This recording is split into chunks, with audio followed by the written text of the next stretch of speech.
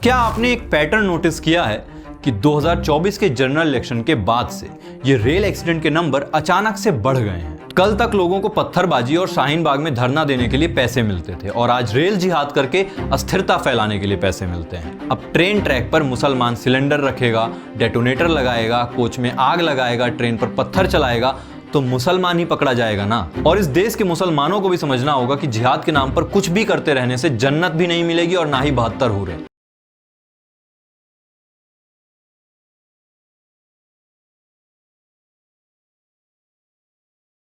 अलीगढ़ से अलीगढ़ में Delhi Kanpur front corridor के रेलवे ट्रैक पर एक अलॉय व्हील मिलने से हड़कंप मच गया। होता यूं है कि 17 अगस्त 2024 को अलीगढ़ के रेलवे ट्रैक पर एक अलॉय व्हील मिलता है जो कि ट्रेन को डिरेल करने के लिए रखा गया था, जिसके बाद जांच की जाती है और पता चलता है कि ये अफसान नाम के एक व्यक्ति ने साबरमती एक्सप्रेस को डिरेल करके भारी नुकसान पहुंचाने के लिए रखा था। जिसके बाद मीडिया और सोशल मीडिया पर एक नए टर्म का इंट्रोडक्शन होता है, रेल जिहाद का।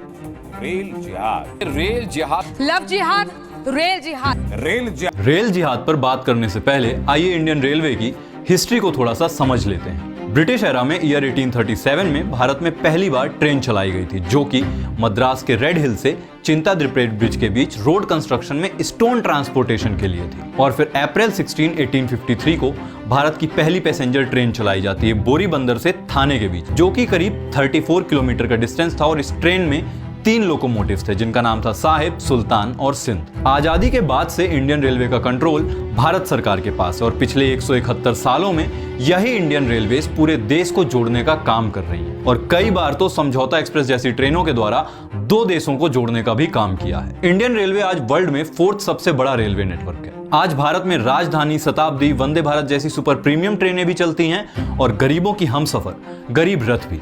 भारत में आज 7000 से भी ज्यादा रेलवे स्टेशन हैं जहां से डेली 13,000 से ज्यादा पैसेंजर ट्रेन और 8,000 से ज्यादा मालगाड़ी गुजरती हैं। आज भारत में एंटी ट्रेन कोलिजन सिस्टम कवच भी डेवलप कर लिया है, लेकिन फिर भी आए दिन ट्रेन डिरेल, पलटने, आग लगने या भिड़ने की खबरें आती रहती हैं। आखिर क्यों? और क्या आपने एक पैटर्न नोटिस किया है कि 2024 के जनरल इलेक्शन के बाद से ये रेल एक्सीडेंट के नंबर अचानक से बढ़ गए हैं? तो क्या ये एक साजिश है जिसे रेल जिहाद कहा जा रहा है या फिर गवर्नमेंट का फेलियर? आइए समझते हैं इसे तथ्य के साथ, क्योंकि अब बात होगी तथ्य की। अगर देखा जाए तो 2004 से 2014 के बीच करीब 1711 रेल एक्सीडेंट हुए थे और वहीं 2014 से 2024 के बीच 678 एक्सीडेंट्स, ऑलमोस्ट 60% रेल एक्सीडेंट्स का डिक्लाइन हुआ है, जिसकी वजह कहीं ना कहीं रेलवे इंफ्रा डेवलपमेंट भी है जो 2014 के बाद से लगातार इंप्रूव किया गया है। लेकिन इतना सब कुछ होने के बाद भी ट्रेन एक्सीडेंट्स आखिर क्यों हो रहे हैं? आइए अब वापस से 17 अगस्त 2024 और उससे मिलते जुलते रीसेंट एक्सीडेंट्स के रीजन देखकर समझते हैं इस बात को। 17 अगस्त 2024 को अलीगढ़ रेलवे लाइन पर जो अलॉय व्हील रखा गया था, जिसके ट्रैक पर होने का कोई कारण नहीं दिखता है, बाद में पता लगता है कि अफसान नाम के व्यक्ति ने साबरमती एक्सप्रेस को डिरेल करने के लिए वहां पर अलॉय व्हील को रखा था। ये वही साबरमती एक्सप्रेस है जिसे 2002 में गुजरात के गोधरा में मुस्लिम भीड़ ने जला दिया था। इसी तरह 12 अक्टूबर 2024 को रुड़की लक्सर रेलवे ट्रैक पर गैस सिलेंडर रख दिया गया था और इसी दिन चेन्नई के पास बागमती एक्सप्रेस का एक्सीडेंट भी होता है, जहां ट्रेन मेन लाइन की जगह लूप लाइन में चली जाती है, जिसके कारण ट्रेन के 13 कोच डिरेल हो जाते हैं और बाद में जांच में पता लगता है कि किसी ने जानबूझकर ट्रैक से नट बोल्ट ही गायब कर दिए थे। 12 जुलाई 2024 को भुसावल नंदुरबार ट्रेन पर भी कुछ महिलाओं ने स्टोन पेल्टिंग की थी और बाद में बातें बाहर आती हैं कि जिन महिलाओं ने स्टोन पेल्टिंग की थी उन्होंने इस्लामिक हेड कवर पहने हुए थे। 2 अप्रैल 2023 को शाहरुख सैफी ने केरल में एक ट्रेन के एक कोच में आग लगा दी थी, जिसमें 3 लोगों की जांच चली गई थी और NIA की जांच में बाद में ये बात बाहर आती है कि वो अपने एक्सट्रीम रिलीजियस बिलीफ के कारण ये सब किया था। 20 जनवरी 2024 को फरकान नाम के व्यक्ति को कुछ लड़कों ने ट्रैक से फिश प्लेट हटाते हुए पकड़ा था। फिश प्लेट का काम ट्रेन ट्रैक के एंड्स को जोड़ने का होता है और जब फिश प्लेट को हटा दिया जाता है तो ट्रैक के बीच गैप डेवलप हो जाता है, जिससे बड़ी दुर्घटना हो सकती है। तो फरकान का ये सब करने के पीछे मोटिव बहुत क्लियर था। 8 सितंबर 2024 को कालिंदी एक्सप्रेस को डिरेल करने के लिए ट्रैक पर LPG सिलेंडर रख दिया गया था और साथ ही पेट्रोल की बोतल और एक गन पाउडर से भरा बैग भी पुलिस को मिला था। जिस एरिया में ये सब हुआ था वहां पर जमात की मूवमेंट बहुत ज्यादा थी और ये बात ऑफिशियली भी बाहर आई थी। अगर आप आज किसी भी रिसेंट के रेल एक्सीडेंट को उठा करके देखेंगे तो एक चीज आपको बहुत कॉमन मिलेगी कि कोई भी एक्सीडेंट जो हो रहा है या हुआ है वहां पर कोई टेक्निकल फॉल्ट या लापरवाही के कारण नहीं हुआ, बल्कि लोगों ने जानबूझकर ट्रैक से छेड़छाड़ करके डिरेल करने की साजिश की। पर इस साजिश को कौन करवा रहा है और क्यों? आखिर हमारे देश के लोगों की जान जाने से किसे फायदा होगा? तो जवाब बहुत सिंपल है, या तो किसी आतंकवादी संगठन या फिर भारत विरोधी लोगों को, या फिर उन लोगों को जो इन एक्सीडेंट्स को मुद्दा बना करके सरकार को घेरना चाहते हो। ये जो भी ट्रेन एक्सीडेंट्स हो रहे हैं इनमें डायरेक्टली हाथ आईएसआई और पाकिस्तान के आतंकी संगठनों का है। खैर दोनों एक ही हैं। अब आप कहेंगे कि देश में कुछ भी होता है तो सरकार के फेलियर को छिपाने के लिए हम सारा ब्लेम पाकिस्तान पर जबरन डाल देते हैं। जबरन नहीं डाल रहा हूं। अभी हाल ही में एक पाकिस्तानी आतंकवादी फरकतुल्ला घोरी एक वीडियो रिलीज करता है और कहता है कि भारत की पेट्रोल पाइपलाइन, लॉजिस्टिक चेन और कोलैबोरेटर्स को निशाना बनाया जाए, रेलवे लाइन और ट्रांसपोर्ट सिस्टम को बाधित किया जाए और ये सब करके भारत में अराजकता का माहौल बनाया जाए।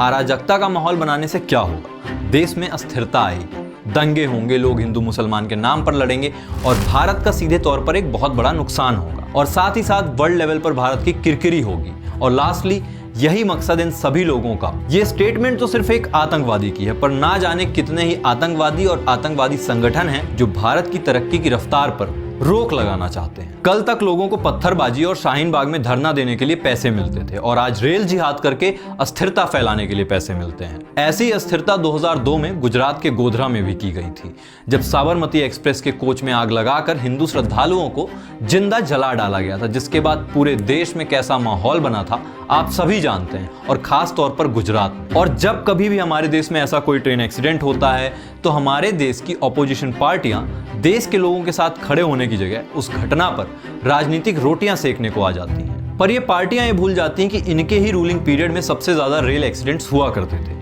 आज राहुल गांधी जो कि लीडर ऑफ ऑपोजिशन है, हर घटना के बाद तुरंत सवाल उठाने आ जाते हैं, जो कि एक बहुत अच्छी बात है। लेकिन जब जांच होती है और घटना की असल वजह बाहर आती है तो ये ही राहुल गांधी गायब हो जाते हैं और इनकी पार्टी बयान देती है कि भारत में मुसलमानों पर जुल्म हो रहा है। ये तो सीधी सी बात है कि जो अपराध करेगा उसे ही पकड़ा जाएगा। अब ट्रेन ट्रैक पर मुसलमान सिलेंडर रखेगा, डेटोनेटर लगाएगा, कोच में आग लगाएगा, ट्रेन पर पत्थर चलाएगा तो मुसलमान ही पकड़ा जाएगा ना?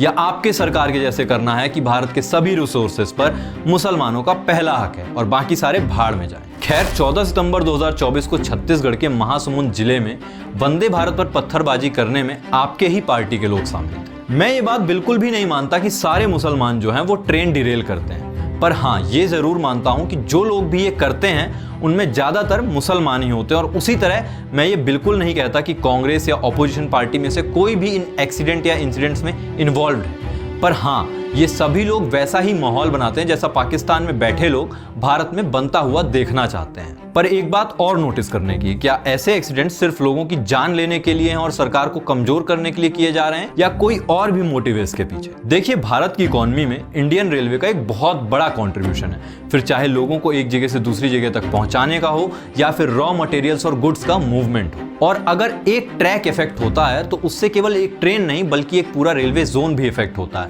जिससे समय के साथ साथ पैसों का भी एक बहुत बड़ा लॉस होता है। डेवलपमेंट स्पीड स्लो डाउन हो जाती है और उसका रिजल्ट होता है करोड़ों का लॉस, जो कि डायरेक्टली कहीं ना कहीं हमारी और आपकी रोजमर्रा की जिंदगी पर भी प्रभाव डालता है। अब जो देश खुद ही आटे के लिए भीख मांग रहा हो विश्व में, उसे कैसे हजम हो जाएगा कि उसका ही पड़ोसी विश्व में सबसे बड़ी इकोनॉमियों में से एक है? और साथ ही साथ ऑपोजिशन में बैठे जो लोग जिन्होंने स्कैम्स के रिकॉर्ड्स बनाए हुए हैं, कैसे भारत की इकोनॉमी को बूस्ट होते हुए देख पाएंगे जबकि उनकी खुद की जेबें खाली होती जा रही हैं? इसीलिए ही ये रेगुलर एक्सीडेंट्स होते हैं और एक्सीडेंट्स के बाद ऑपोजिशन का Q&A सेशन चलता है। कहना तो नहीं चाहिए पर कहीं ना कहीं हमारे देश का विपक्ष ही आज हमारे देश के दुश्मनों के साथ खड़ा है। ऐसे एक्सीडेंट्स को अवॉइड करने के लिए सरकार को पूरे रेल ट्रैक को सिक्योर करना होगा, फेंसिंग लगानी होगी जिससे कोई भी रेल ट्रैक को छेड़छाड़ ना कर सके और ज्यादा से ज्यादा लोग सुरक्षित अपनी डेस्टिनेशन तक जा सके। और स्ट्रिक्ट रूल्स लाने चाहिए, और रूल्स लाने बस से नहीं बल्कि ऐसे लोगों पर स्ट्रिक्ट एक्शंस भी लेना चाहिए जिससे मैसेज क्लियर हो जाए कि नेशनल सिक्योरिटी से कोई भी कॉम्प्रोमाइज एक्सेप्ट नहीं होगा। और इस देश के मुसलमानों को भी समझना होगा कि जिहाद के नाम पर कुछ भी करते रहने से जन्नत भी नहीं मिलेगी और ना ही 72 हो रहे। आतंकवादियों का साथ देने से बेहतर है भारत के विकास में योगदान दें।